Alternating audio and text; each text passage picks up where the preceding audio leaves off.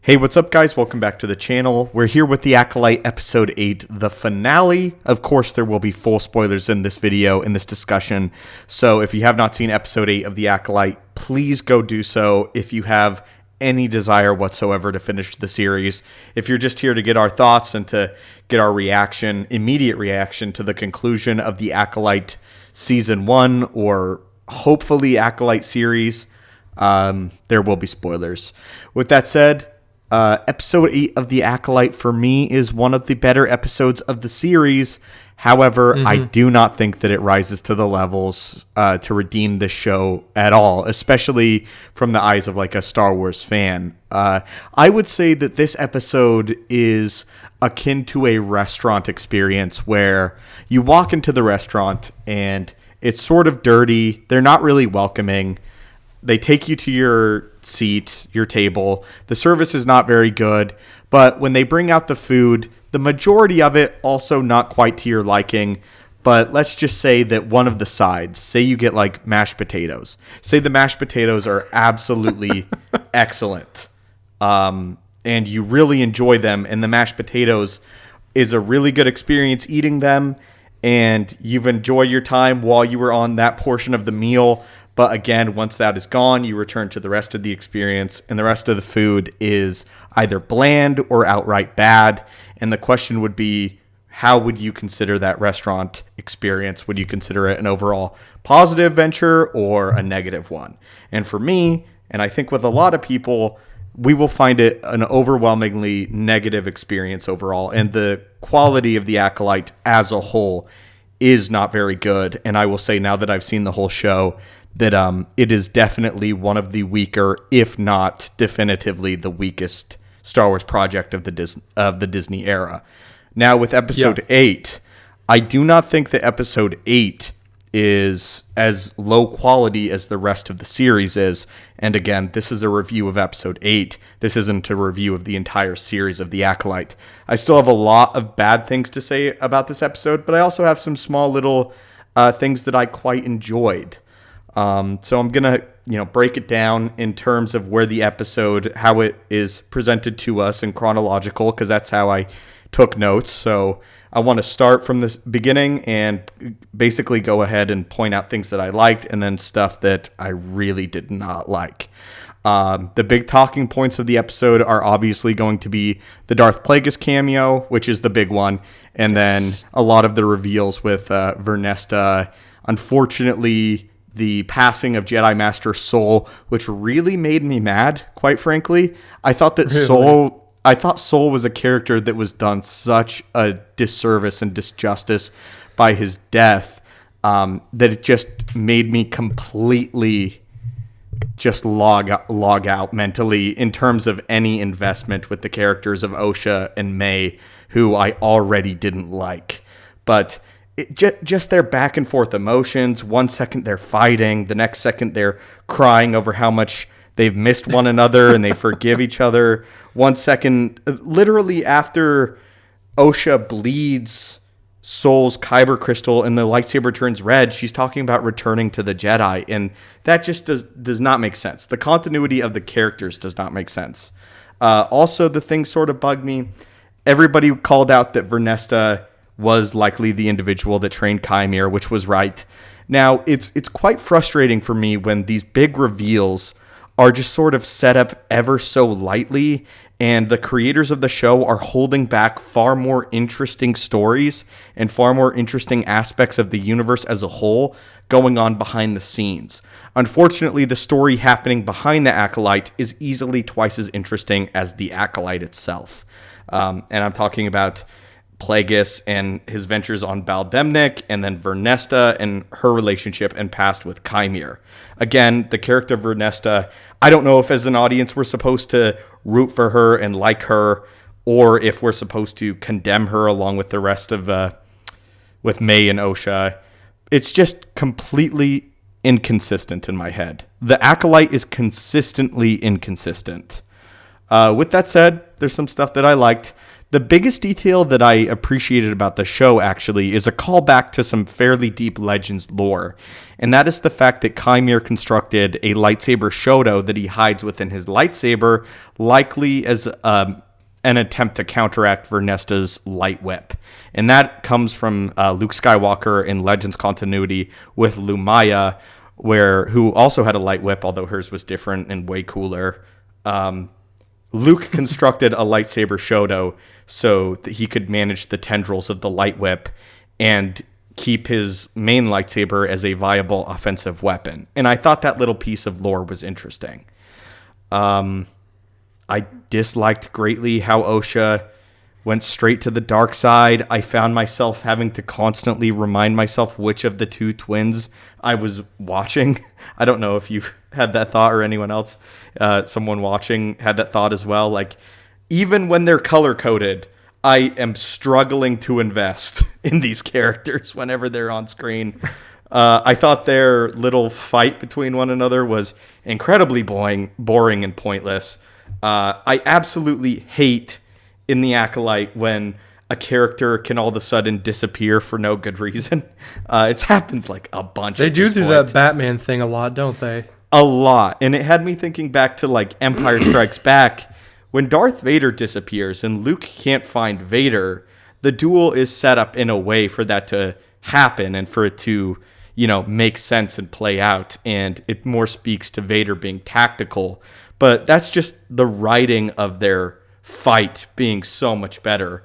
But in the show, whenever they just want to end a fight and not kill a character, someone Batman's away. And that is just once is fine. But like, what is this? Is this 3 or 4 times that this has happened? It got on my nerves. I don't like Brendok. I have just been hoping that we could get away from this stupid, boring mining facility for so long. And the fact that we're returning to it again is like, of course we're returning to it again. Because why wouldn't we? The show has a tendency to withhold information that doesn't seem like that big of a reveal and then treat it like a big substantial reveal that ultimately ends up being pointless and contrived. Again, Vernesta and Chimere, their only sort of connection between these two characters is small little hints. So when we have the implications of the light whip scars on Chimere's back, there are little small interesting story details that are being set up for future seasons now, obviously, but the actual meat of the story is just incomplete. It feels very incomplete. And what's a little bit disappointing is there are glimmers of an interesting story going on here, but we just always end up going back to the May and Osha plot, which dominates 70% of the show. And it's not only boring, but I would say it's outright poorly performed and poorly written. And it just continues to be frustrating that a lot of the people behind the show clearly have some talent to them, but the stories that they want to tell are nowhere near as interesting as the small little threads that they introduce later.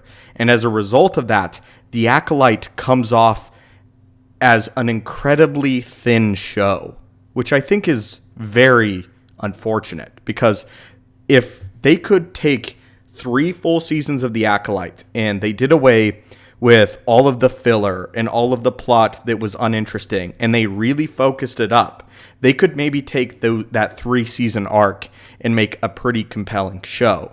Now, they're not going to do that. So unfortunately, we get a very short and a very, very thin show. Thin in terms of a lot of the plot that's going on, thin especially in terms of character motivation, and it just ends up being a product that I don't really like. But at the same time, it will introduce aspects of Star Wars that I'm heavily interested in. Like, an example was, I thought the politics that were introduced in this episode should have been like an episode 1 introduction. And that's how this show was sort of sold to us, how the Sith infiltrate the Republic and infiltrate the Senate. Now, that's how the show was sold. That's not really the show that we got. I have a whole bunch of other points, but I'm going to go ahead and hand it over to you, the Archivist. What was your thoughts on the finale of episode 8? And then I'll jump back and I'll keep going with what I have written. Yeah, absolutely. I mean, like you said, I think it was definitely probably the best episode of the series, which, means it was kind of on par, not exactly good. One of the things that, like, starting out, like, you will kind of go in chronological order as far as my thoughts. The biggest thing was, like, I could see the vision they were trying to do with May and Osha. Had this whole plan of, this one's starting out bad, this one's starting out good, and then at the end they're going to essentially switch places. And in this episode we got May with, Pip on her side in the pilot suit, the way that Osha started out, and now Osha's, dressed in black, Pip-less, and, into the dark side and stuff like that. Killed her first Jedi without a weapon, something her sister couldn't do. It's like they completely switched places. Which could have been interesting if this show wasn't so bad and so short. It's like, you have May literally, if we skip the flashback episode of episode 7, and we're like, go straight from 6 to 8. One episode ago, May literally did not care about the droid and wiped its memory completely so that it would be, her servant, and like literally just was using it. And now she's talking to it in the ship and, stuff like how Osha did. It's just continuing this trend of character motivations and now not just their motivations, but their entire personalities changing on a dime. And on the flip side, you have Osha. Did you know notice how she was acting all tough as nails, and all bold towards Chimere when she was acting like a timid little rabbit most of the show? Yeah. Like, being all like, I'm going to climb up, think you can keep up? Like, bro, please don't. That's not your personality. I want you to like jump in the show and tell the character, hey, this is not your personality. Consistently inconsistent. Exactly. And the thing about the little gopher thing, Basil, I think, it just betrays Soul. I was avoiding talking about that stupid whatever the heck that is. I fought through all last week. I fought through all last week of, I think, avoiding him. But now he's come to rue this review. So, okay. I think that thing is so dumb. But it is. I'm not going to get into that. I can't. Like, I don't understand what that thing is. And it just betrays Soul for literally no reason at all. And then Soul just doesn't deal with him. And he gets to just go off scot-free. Like, he sees him sabotaging the ship, he waddles away, and Soul does nothing about it at all. The whole crux of everything comes off of how you interpret last week Soul's decision to kill Mother Anastasia. And that's why I've lost such a connection to Osha and May, because I perceive Soul, turning on his lightsaber and killing her as the right thing to do in that moment, because she looks like she is about to disintegrate May, or at the very least attack the Jedi. And also, I saw this thing for Leslie Headland in an interview that said Master Indara didn't know that by kicking all of the witches of Brendok out of Kelnaka's consciousness, that would end up killing the witches. But if that's the case, that's a bad idea on behalf of those witches. That's the witches' fault. Let's all, as a community, come together and do this one thing that very likely will end in all of our deaths. And you know what? It doesn't matter, because we're just going to blame it on the Jedi anyway. I get through all of the legends, lore, and in canon, there are instances of the Jedi turning to the dark side and, a lot of times becoming the Sith. But it's never portrayed as, like, extremely sympathetic. It's portrayed sympathetic in some cases with, like, Anakin especially. But most of the time, these characters are making grave mistakes. And you realize that as an audience member or as a reader. Even as you watch Revenge of the Sith, you're not supposed to... You can understand why Anakin turns to the dark side, but agreeing with him is another thing. But the show continuously is treating the Jedi like villains. And And this is not a new thing with this new Star Wars that we're getting. Obviously, a lot of the sequel trilogy, the Jedi are being portrayed as this terrible, terrible threat to the galaxy. And I think that the whole truth that people miss with Revenge of the Sith is that while the Jedi had become dogmatic and while, yes, a little dangerous, at the end of the day, they are still very much the good guys. And Return of the Jedi Order is 66 named... was a sad thing. It was a sad thing. We're not supposed to root for that. And that's why Episode 6 is entitled Return of the Jedi. To George Lucas, the Jedi, even though some of them could lose their way, they've always been inherently viewed as a good thing. It's so much so that obviously the original title being Revenge of the Jedi, but Lucas went out of his way to say, no, Jedi don't seek revenge. This is the Return of the Jedi. And so Disney just trying to hit us over the head. This story again, that the Jedi are bad, the Jedi are flawed, the Jedi are the problem. And while, yes, there are parts of the lore that would agree with that, it all ends up wrapping around back to the fact that Star Wars is a lesson on people being able to do better beyond their mistakes. And the Jedi are the best example of that. Luke in Legend sees the mistakes of the previous generations, and he makes an attempt to right them. But the Jedi are the good guys. The Jedi can be flawed, and that makes them compelling. But at the end of the day, to continuously portray the Jedi as villainous and the Sith as somehow righteous or just scorned, and just because they had a few bad days, that somehow justifies the deaths of 8 Jedi, that just, it just sits wrong with me. And, if they were trying to do the whole Jedi bad thing, this was the wrong era to do it. If they even knew their own canon lore, they would know that the High Republic is the wrong era to try to do that. Because we've said this many times, the High Republic era was marketed as the Jedi having it right. So, and I know that the show takes place towards the end of that era, but, that's just not what these Jedi are like.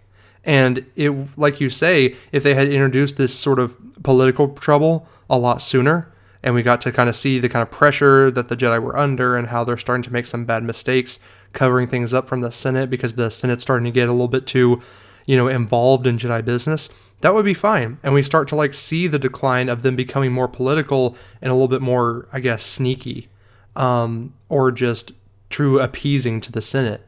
But we didn't really get any of that until this episode. That feels like very important information. Yeah, the show has come off as a 3 to 4 series arc. Yeah. And I know you said you were going to eat a shoe last week, dude. I think you might have to. I think they could move ahead with the season 2 of The Acolyte despite extremely poor performance. I can't. Well, before we move into that, I did actually have some good things I wanted to say. The action continues to be pretty sweet. We saw Master Soul is actually a lot more powerful when he actually decides to let loose and not be held back by his inhibitions or what he feels like he needs to do. I mean, he's the first character to pull off a force repulse, what we thought Chimera was going to be doing, but instead he just did a big force push. And I mean, he was keeping up with the Sith and, was very close. Actually, I say very close. No, he did defeat him in their duel, which was pretty impressive. And then, I'm go ahead and call the elephant in the room. We saw Darth Plagueis. I know what you said about that being more of an appeasing thing. I know we'll get into that in more detail probably in a second, but I thought it was cool to finally see him in live action. I saw those spidery fingers coming on the rock, and at first I thought it was a mechanical hand. And I was like, ooh, we're about to see the Sith Lord. And then he pokes out from behind the rock, and I was actually pretty excited. I was like, yo, it's Darth Plagueis. Call me easily amused, but I thought it was cool. You're not easily amused. You're a Star Wars fan. I mean, obviously the arrival of Plagueis in live action is substantial, and if the show that had preceded his appearance was better, I mean, I would have absolutely been elated. But I just Right. let's open the Plagueis box. But real quick before I get to that, I want to talk about Chimere and Soul's fight. Apparently, the people that were behind the Darth Vader hallway choreography from Rogue One are also the individuals in charge of choreography in the Acolyte series. And if Disney is not going to rehire Nick Gillard, which they should, these people that did the choreography with these episodes should be attached to every project that involves lightsabers from this point on. And they should be paid some of the $180 million budget for their stellar work. Very, very true. Very true. I thought the setting of the duel in a mining facility had a whole lot more promise than what was actually shown to us. But I'm not going to go deep and criticize a show for something that I came up with just watching it and not the actual quality of the duel. The duel was good.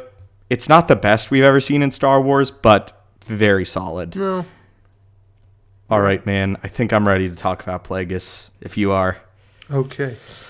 Yep, I've got some thoughts, man. I think he looks great. For the first few seconds that we saw him, I thought he looked great. I had a mini heart attack. Normally when I watch a Star Wars project and I get that feeling, it's a really exciting moment of elation, Luke showing up in The Mandalorian, stuff like that. When I saw Plagueis' fingers, it was similar, but it was not quite. The feeling that I was experiencing was, please be a moon. Don't look stupid. Don't be Mother Corel. Those were the thoughts in my head. So rather than pure excitement, it was dread, but the dread slowly let way into excitement. With that said, you had a really interesting point about Plagueis, and I want to hand it over to you in terms of his design and the thing you said to me just before we recorded, because I thought it hit home excellently how I feel about the reveal. Yes, exactly. It wasn't exactly this moment of praising Disney for not screwing something up. It was more of a sigh of relief that Plagueis exists, first of all, that he is a moon. And he, again, like you said, he looks fantastic for the few seconds. I want to go back and rewatch just that frame because, man, I'm actually looking at the cover of the Darth Plagueis novel right now on my desk, and it looks very, very similar to the cover art with the sort of yellow-red sunken eyes, and he's very kind of wrinkled and haggard. I thought it was fantastic. But I just only wish that this show could have had him there since the beginning and focus on him and Chimere, or, at least just have him there more instead of it just being a throwaway cameo. But, of course, there's a lot of discussion there, but I'm thinking this is one of the few times that we actually get a Legends character put on screen. Because I know in the Clone Wars, you've got the apparition of Darth Bane appearing to Yoda, but of course he's the canon Darth Bane, so he looks a little bit different. He looks vastly different. Vastly different, yeah. And then, of course, we know about the deleted Clone Wars scene of the son talking to Bane and Revan. And, of course, Revan actually looks like himself. But that's not canon because it was kind of the show. Anyway, but this is one of the first times that a Legends character has really been, shoved in our face. Being look, here he is, Plagueis, in all of his dark glory, Yeah. I do want to say, though, that that's not the work of the Acolyte writers. That's the work of the people that have developed Plagueis for decades in Legends continuity with novels. This is, we're excited for Plagueis. Our excitement for him has nothing to do with the Acolyte. Exactly. Yeah, thanks. So I don't want to attribute that excitement and that, praise to it yet, because this Plagueis could, conceptually be so incredibly different. He already is. The fact that it appears as if he has encouraged Chimere to take on an apprentice of his own, seemingly prematurely. Again, we lack a lot of the context revolving around Plagueis' appearance and why he is on Beldemnik. Obviously, it would be stupid if Chimere wasn't aware of his existence. Also, I just want to say everybody shouting that Kymir said that he was like a Sith and that he wouldn't reveal that he was a Sith if he was actually a part of the Bainite lineage can all just officially be quiet now, because Kymir is a Sith. He's on an island in Baldemnik with Darth Plagueis. He revealed himself prematurely to the Jedi, which apparently isn't a big deal. I mean, the episode went out of its way to say that that wasn't a big deal. I wrote it down. I wrote, the murders are not a big deal because all victims were Jedi. And then in parentheses, I wrote, how does that not make them deem that threat more dangerous? Because if someone can kill 8 Jedi and I'm a senator, I'm panicking. I'm not just saying like, oh, well, you know, my 8 Republic guards would probably do away with the threats. You Jedi are nothing. The Jedi are elite warriors. Some of the most powerful beings in galactic history. They are so powerful that if they arrive on a planet that does not have the Force, they can conceivably conquer and rule that planet as a deity, as a god. But somebody shows up and kills 8 of them, no big deal as long as they were all Jedi. That is so annoying, and it makes no sense. So, well, one thing that was kind of in. No, yeah, I totally understand. You know, that's interesting you bring that up, because I wrote in my notes as I was watching, I was like, okay, why is Kymir trying to take on another apprentice with his master still around? And does he know Plagueis is there? I think, like you said, it would be foolish to say that he didn't, but of course, this show has been nothing but foolishness. And yet, I kind of laughed to myself as we started this recording, because I was thinking, if Plagueis is here, that means that everything to do with Kymir and Osha means nothing. If there is a season 2, they're going to have to be scrapped away, because Plagueis trains Palpatine. So these two literally don't matter, which means that nothing in this show that happened matters. Yeah, I didn't even think of it like that. I didn't think of it like, yes, Plagueis does, you know, eventually train Palpatine, and then Palpatine is the one that rises to power, and therefore this story is now moot. That didn't even. But dude, thank goodness, right? Like in my mind, it's like, that's a good thing. Like, it doesn't make the Acolyte better, but in my mind, that is a positive. Yeah, I think it's just hilarious that they accidentally made this story incredibly inconsequential. Unless, you know, they have someone else become like the real Plagueis or something. I'm just thinking of ways that this could just go down in flames. Gosh. But again, we can't review something that hasn't happened yet. Thank goodness Mother Coriel was not Darth Plagueis. Like, thank goodness. Thank goodness. Thank the Force. They were saying beforehand that Leslie Headland said, Mother Coriel, no body, no death. I never want to see that character again. I don't care. I never want to see. She died on Brentok. Okay? To me, thank God for that.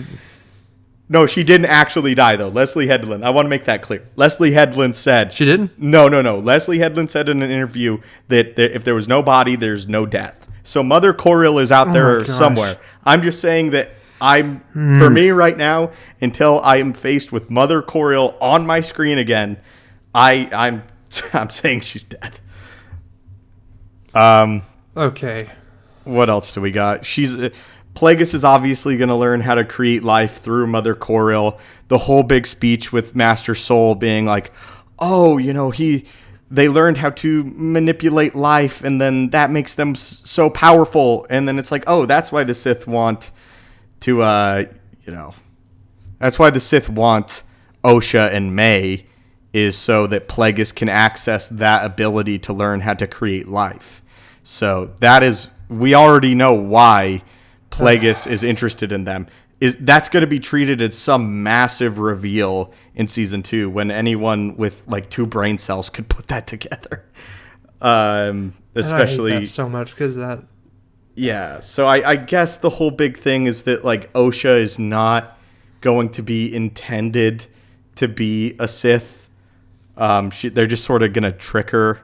I thought, again, I said this earlier, but I thought her like Soul's lightsaber crystal bleeding was stupid. And then I was even more frustrated when later she was like, "Oh, I'm gonna turn myself into the Jedi," and then it's like, "Oh, but the Jedi are just gonna murder you, just like they did their mother," and it's just like, "Oh my gosh, you guys are so dramatic and inconsistent." Oh, dude, when they literally, the moment that they embraced under the tree and started sobbing while kneeling down, I laughed out loud. So I unearned. Did. So unearned. Yeah, I wrote that down. I said, this is so unearned. It was like this weird, and that leads me to like another thing is that assuming that Chimere even has an interest in taking Osha as his apprentice, no Sith would ever take an apprentice that has that much love. She's over there in front of her Sith masters telling her I had that sister that she's gonna, yeah, she's like, I'm gonna come back for you. Oh, I still care about you. I'm gonna complete this little rhyme with you, bro. Any Sith master would literally run his lightsaber through her sister in that moment just to teach her pain. I guess the big thing though is that like Chimere's not a master. He's a learner. He's an apprentice. Yeah. Again, in Legends, the Sith theme, I get what they're going for. They want to say, oh, the Sith are not afraid to feel, and that makes us stronger. But don't get it twisted. The Sith very much view loved ones as loose ends, and they view attachments as dangerous. They view attachments as dangerous. That they perceive attachments differently as the Jedi do. But both groups conclude that it's dangerous. I had that thought too. But I think that it can be justified that everyone there is presumably a learner. Again, Chimere is a character that I really wish that we got to learn more about, just because I thought his performance was pretty solid, the actor who plays Chimere. And the same with the actor that plays Soul. I thought both of their performances were easily the best in the whole series. And again, that goes to the idea that the show happening behind the show is far more compelling. I'm just going to wrap it all up real quick. Seeing Yoda was something that isn't a positive or a negative for me. We all knew that Yoda was around during this time. It looked like they used a puppet, and I thought that was cool, I guess. But I mean, it makes sense that he was around. I think it's weird that is Vernesta a part of the Jedi Council? No. Then why is she speaking on their behalf? Anyway, whatever. Who cares? Yeah, I guess they're teasing that Yoda will be in the second season of the Acolyte, and they're gonna sell season 2 on the Plagueis and Yoda show. Meanwhile, that's going to equate to about 10% of the runtime, and we're going to get more May, Osha, and all the cool stuff will be happening in the background. In conclusion, there's good things in this series. There's good things in this episode. I don't think the scales are balanced well at all in terms of good and bad. I think there's a lot more bad with this series than there is good, but I don't want to come off as like I think that every aspect is bad. Just a lot of it. If you guys would like to see a full series review and retrospective, please leave your comments down below. But also, if you would like us to just completely move on from the Acolyte and dive more into the Legends lore and just strictly stick to some of the lore, I understand that completely too. So, Archivist, I would love to hear your final thoughts on episode 8. Final thoughts on episode 8. I thought the Yoda cameo was obligatory. I didn't expect it to happen, but when it did, it felt like it should have been expected. I think, again, like I said at the beginning, it was definitely one of the stronger, if not the strongest episode. And if all of the episodes had been at least of this level, I don't think we would have come down on it so hard. But unfortunately, it's like you said, the story that could have been, or the story that's happening behind the Acolyte is 10 times more interesting than what we're getting on screen. I think the twin, whole thing, the way that they switched at the end was like, it could have been cool had it been set up right. But everything ultimately fell flat except for anything that had to do with the Sith. But overall, I thought I'm just glad that it's over, and I'm crossing my fingers and praying that there is no season 2. All right, guys. As always, we would love to hear your thoughts down below. If you like the show, we would genuinely love to know why. And like we said last week, there's no problem if you like the Acolyte. We just don't.